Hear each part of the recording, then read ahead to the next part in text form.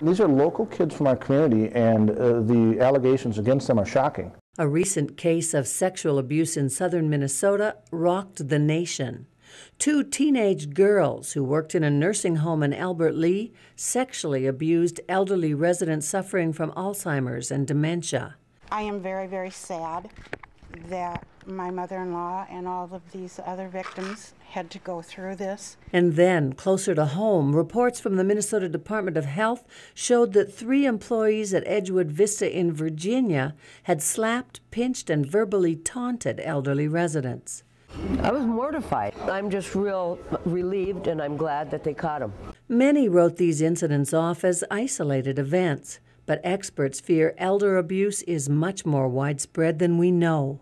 It's hard to know because of the secrecy when nursing home residents are cared for at night with limited staff, or the secrecy that occurs behind closed doors in anyone's individual home. While the recent nursing home cases made the headlines, Minnesota's senior ombudsman says elders are often most vulnerable when taken care of in private homes. Most of the cases that we see when it is that severe of neglect happen in the community, in people's homes.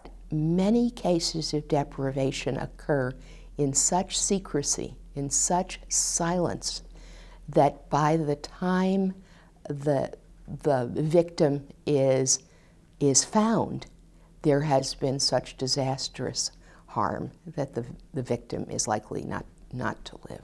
And we see it oftentimes a caregiver is alone caring for someone maybe with dementia or Alzheimer's disease, and they get frustrated in dealing with that, and they don't know how to cope. A big part of the problem is that often senior citizens are afraid to report crimes of abuse. A lot of times the family, it's embarrassing for them because they see it as being more of a family issue. It's a closed door.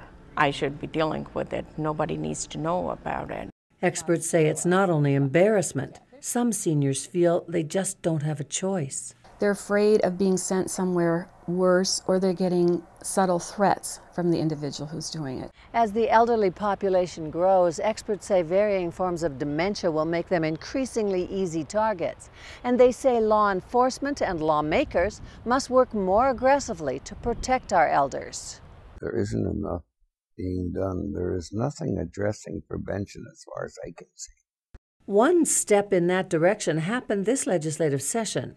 A new Minnesota law makes some forms of elder neglect a felony-level crime. Before this law, we had laws where if you intentionally neglected your animals, you might be punished more than if you intentionally neglected your mom or your grandma. And there are cases in the records that showed that one literally could be fined a greater number of dollars for running a red light than for starving an old person nearly to death.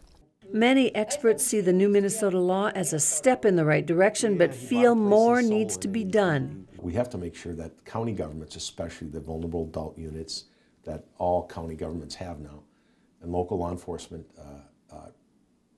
and as you said earlier with the mandatory reporters, that everybody's on the same page. In Duluth, Barbara Reyelts, the Northlands News Center.